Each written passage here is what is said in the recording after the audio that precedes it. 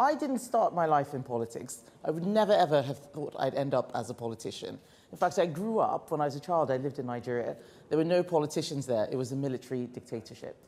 I love this country, and I think that we are at risk of losing some of the things that make us great. And I was one of those people who used to scream at the TV and think, why are these people so stupid? Why do we have so many stupid politicians? I'm going to go in there and sort things out. I'm an engineer by training. That's what I did for a living. And I got there and realized that there is so much that needs fixing. I became a minister, a secretary of state, worked very hard, but still people around the country felt let down. And one of the reasons why I think that people do feel let down is because we have not been honest about the problems that the country is facing. And if you look at what's been happening in politics, not just over the last year or 5 years, it's really been a really long time. Politicians like to tell people what they want to hear.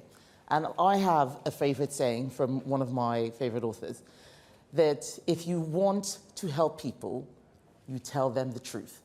And if you want to help yourself, that's when you tell them what you want to hear.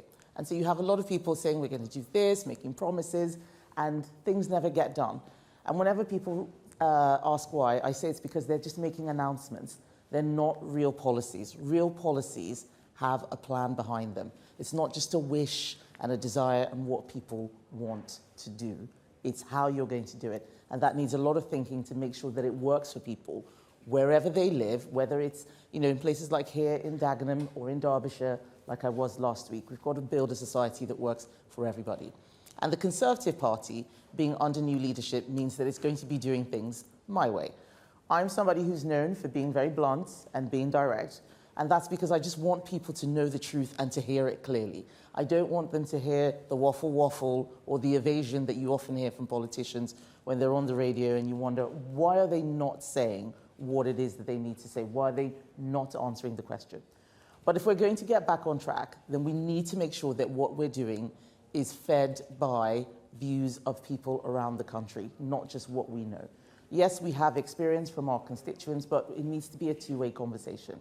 So I'm here now having a town hall with you, not just to broadcast about the great new leadership the Conservative Party has, but actually to find out what you think we need to do.